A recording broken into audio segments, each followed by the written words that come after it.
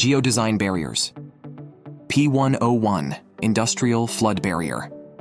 Setup guide for adjustable section. Mount the adjustable panel. If the gap between two approaching barriers is less than one full section, use the P101 adjustable panel to bridge the distance. Start by mounting one side of the panel.